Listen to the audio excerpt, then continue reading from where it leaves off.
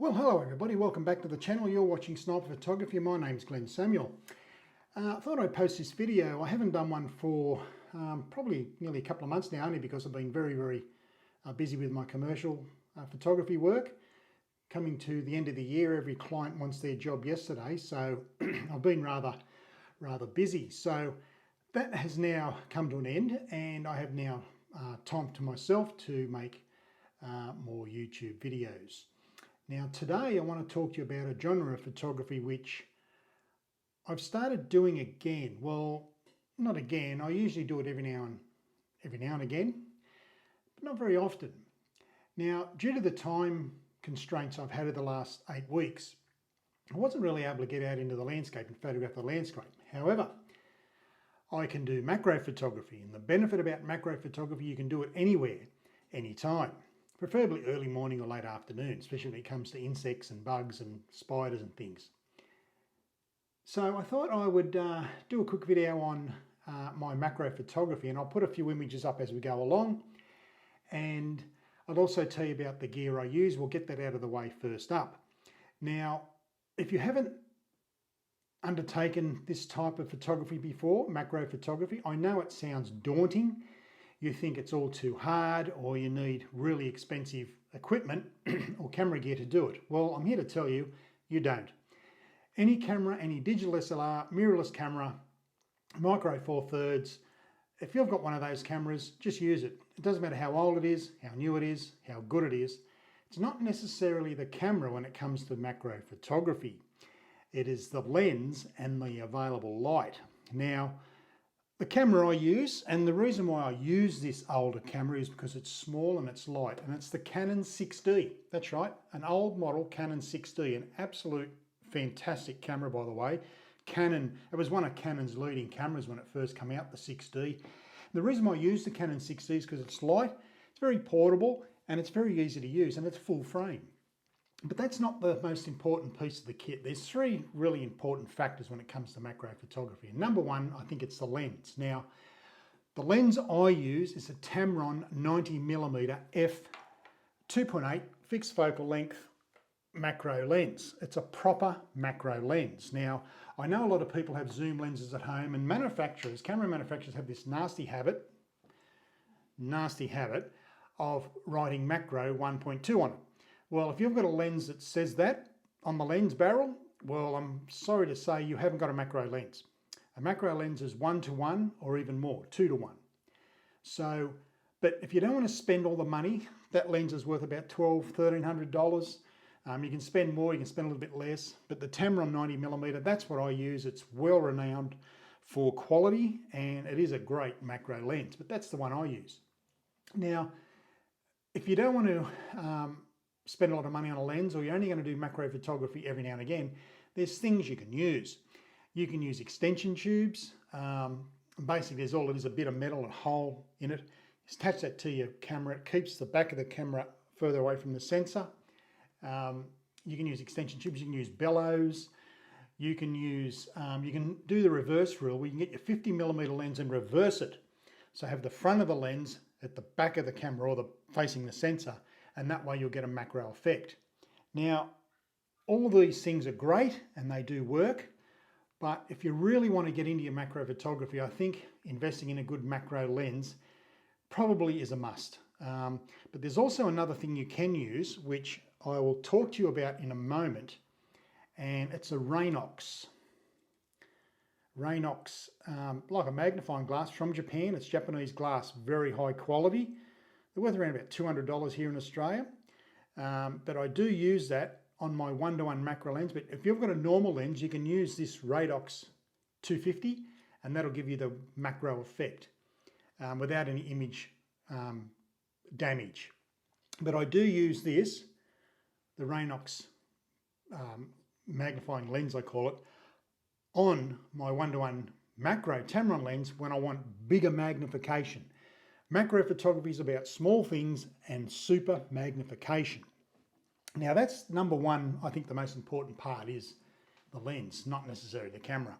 The next thing is flash or speed light. Now I always use flash for my macro photography. This flash is a Yongnuo 560 Mark IV. It has the reason why I picked that is because one, it's not all that expensive. Two, it does exactly the same thing as a Canon flash or speed light would do.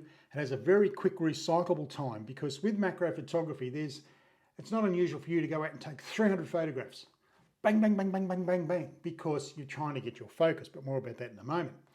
So a flash, I believe, is a necessity for macro photography. It ain't really like using natural light, but you just can't control it in a very close, highly magnified area, such as macro photography. So a flash, it does a few things. It controls the ambient light and it also freezes motion. Now, more about the settings in a moment, but I usually start off at 1/16th power and then I set my ISO to 100 and my aperture is anywhere between f11 and f18.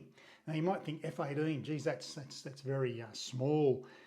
You run into diffraction issues. You do, but then you can focus stack if you want to, but that's another story for another video, which I will do. But with flash, it just makes you control everything. Control the light, as I said, the ambient light. You can black out the background. You can overpower the sun with these flashes. For me, using flash or a speed light is second nature because I do it for a living. I photograph, I do portrait photography, so I'm using flash and strobe. So using this type of setup is a no-brainer for me. But if you haven't got a flash, you can buy what your camera is. If it's a Canon, a Nikon, a Sony, whatever, you can buy those flashes. But have a look at the other types of flashes from different brands. Like this Yongnuo is fantastic. It has a burst. It's got a really, really good rechargeable rate of just under a second. So I can just fire bang, bang, bang, bang, bang. And it's just fantastic. Keep in mind that you have to set your flash and camera speed together. On this Canon, it's 1/200th of a second. So on my flash, I can't go any higher than 1/200th of a second. Otherwise, I start to get a black line because it's too fast. But keeping in mind, if I set this flash to say, or I set my shutter speed to 1/160th of a second, that's like 1/20,000th of a second. It just freezes everything. So a flash, I think, is super important when it comes to macro photography.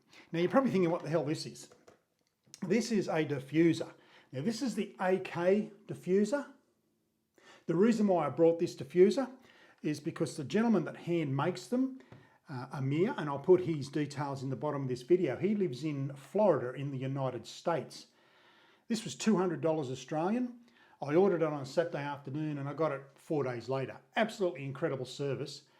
And Amir is a really nice chap, easy to talk to. He gets back to you straight away.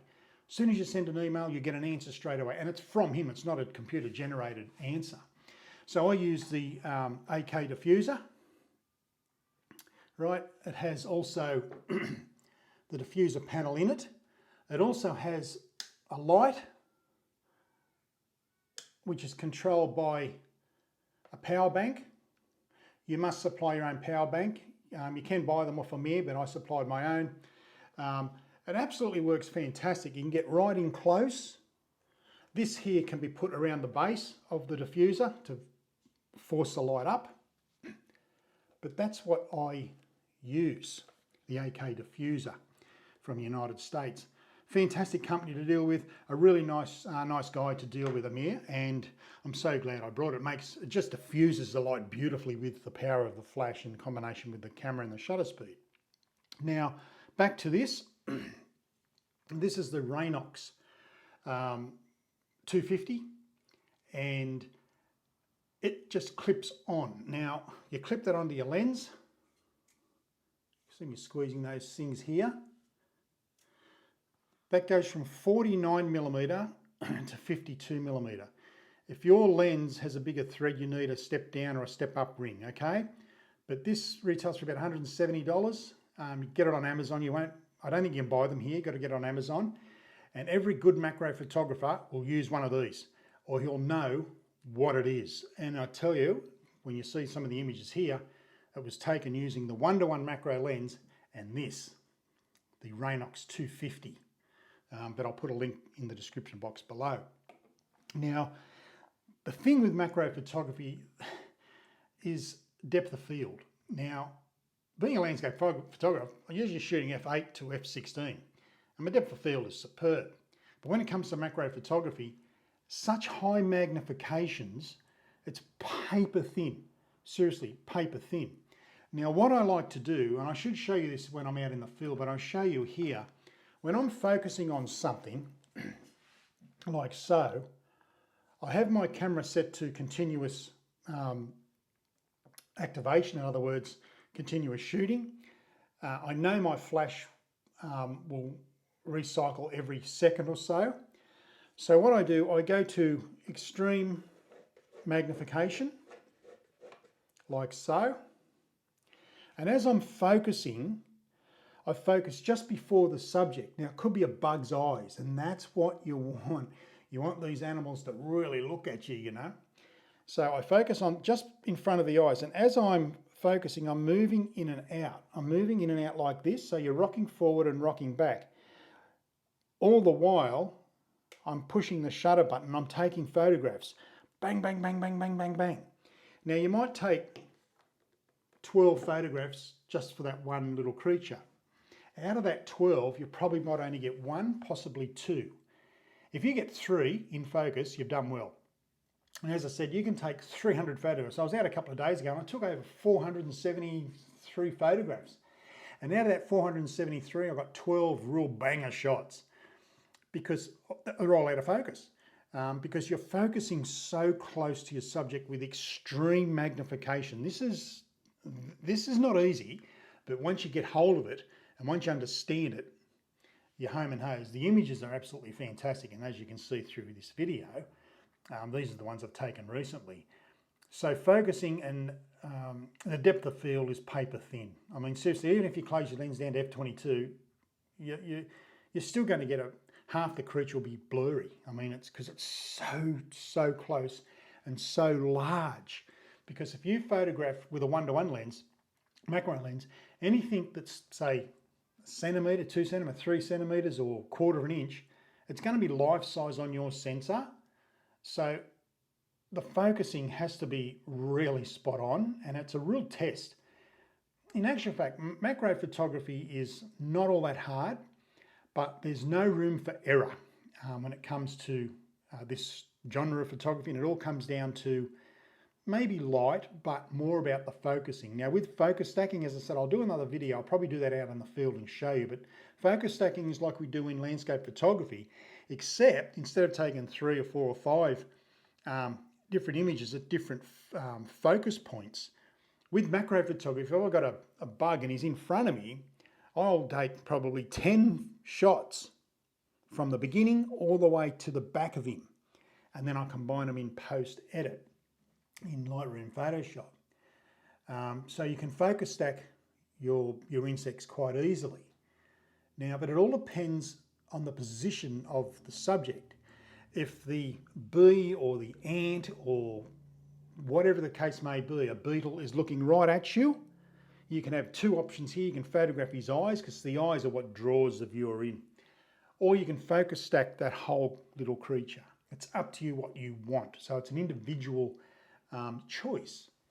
So that's it for me. That's you don't need all that expensive gear.